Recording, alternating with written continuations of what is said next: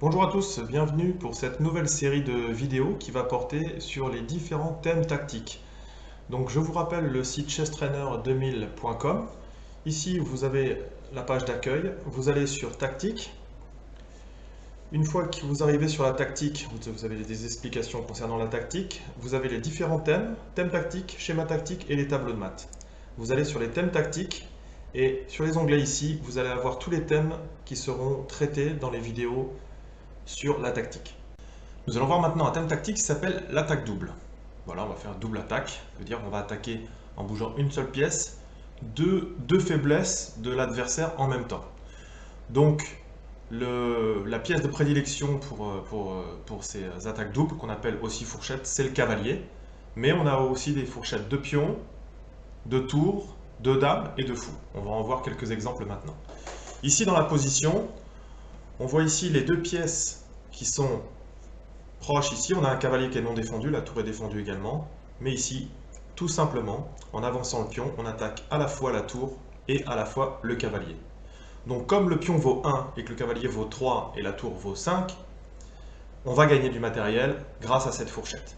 Ici, si par exemple on enlève la tour ici, on prend le cavalier.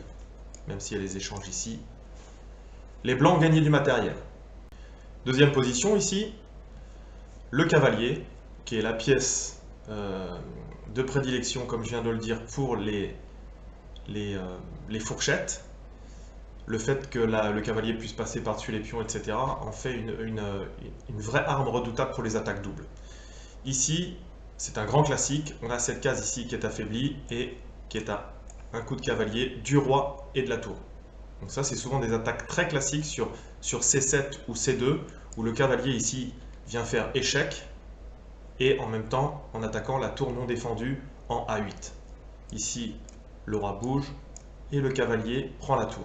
Souvent dans ces configurations-là, le roi, comme il s'est rapproché du cavalier, soit en venant ici, soit en venant là, le cavalier est un peu coincé.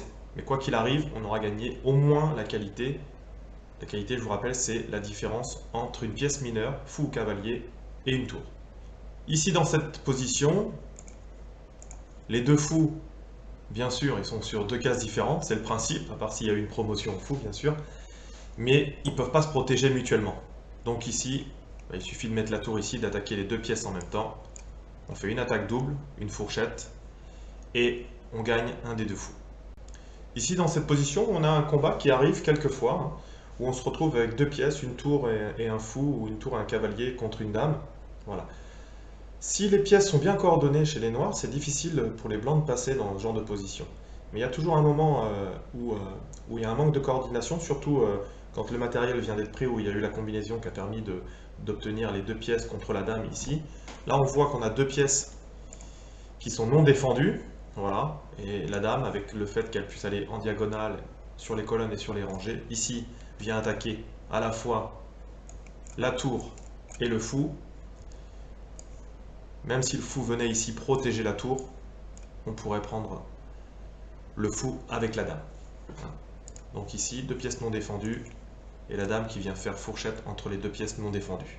Ici, une position un petit peu plus complexe, d'accord? On revoit les thèmes qu'on a vus d'ailleurs. Ici, le fou est cloué. Il ne peut pas bouger parce qu'ensuite, le roi se mettra en échec. Ça, c'est interdit par les règles du jeu. Donc ici, eh bien, on va faire un premier sacrifice de la tour ici. Le fou ne peut pas reprendre parce qu'il est cloué. La tour ne peut pas bouger parce qu'elle est clouée également. Donc ici, la tour prend. Et ici, le fou vient faire une fourchette entre le roi et la tour. Et ici, sur le mouvement du roi, les blancs viennent prendre la tour ici et ont gagné une pièce.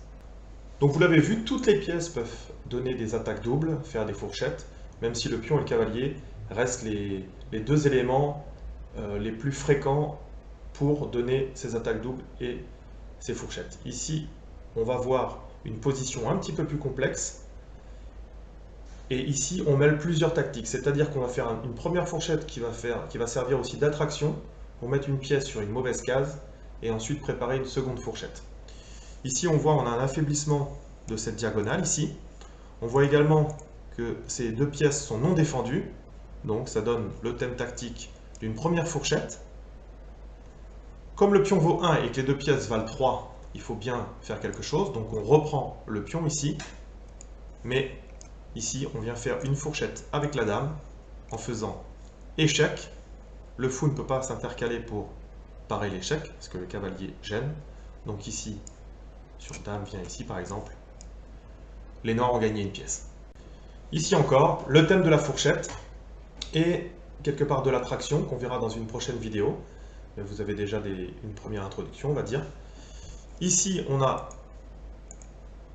le roi et la dame, ici, qui sont à une case et qui peuvent permettre ici la fourchette. Les noirs font fourchette ici. Et dans les deux cas, qu'on ait une reprise par le roi ou par la dame, on va avoir une fourchette ici grâce au cavalier entre le roi et la dame. S'ils reprennent ici, on fait échec, prise de la dame, et ici les noirs se retrouvent avec 2 pions de plus. Et dans l'autre variante ici, s'ils reprennent avec le roi, la fourchette se fait de l'autre côté. Et les noirs ici ont gagné 2 pions. Ici, voici une position qui va nous servir de position de synthèse un petit peu pour ces attaques doubles et montrer la force du cavalier dans ce genre de fourchette. Ici, on va avoir une prise par le fou, donc attaquant à la fois le roi et le fou. Donc le roi étant en échec, ici, ils sont obligés de faire quelque chose. Soit le roi s'enlève, soit on prend le fou. Donc le fou prend le fou ici. Mais ici, à ce moment-là, le cavalier attaque le fou, mais protège également la case de fuite ici du roi. Donc ici, on va avoir un autre thème tactique qu'on verra dans une prochaine vidéo, qui est l'attraction. Ici, on vient sacrifier la dame. La dame empêche les cases de fuite du roi ici. Le cavalier empêche celle-ci. Donc le roi est obligé de reprendre. Ce faisant, il vient à une case de cavalier, et également la dame. Donc il suffit de prendre le fou ici, et on fait une fourchette entre la dame et le roi. Donc le roi revient en C7. En prenant la dame, on attaque à nouveau le pion ici. Donc les blancs menacent de prendre 2 pions dans cette combinaison. Le roi vient ici, seule manière de protéger ce pion, et à ce moment-là, on a de nouveau une fourchette entre le roi qui est ici et le pion en G7. Sur le retour du roi, ici il va éviter de se mettre sur une case où il va être encore en échec. Ici le cavalier reprend le pion, et à la fin de la combinaison, on voit que le cavalier est quand même relativement mal placé pour les noirs, et les blancs ont gagné 2 pions, et en plus il menacent une nouvelle fourchette sur cette case-là, entre le roi et le pion. Donc cette position qui montre la toute-puissance du cavalier dans ce genre de fourchette, et le thème d'attraction où on amène le roi sur une case, où ensuite il va pouvoir y avoir fourchette, c'est un grand classique qu'on reverra dans les exercices tactiques qu'on verra ensemble. Voilà, merci d'avoir suivi cette vidéo. À bientôt. Je vous rappelle le site www.chesstrainer2000.com. On a toute une série de vidéos sur les tactiques et ça sera les prémices à d'autres vidéos où on fera des exercices de tactique et on mêlera tous les différents thèmes tactiques que vous aurez vus jusque-là. Travaillez bien, à bientôt.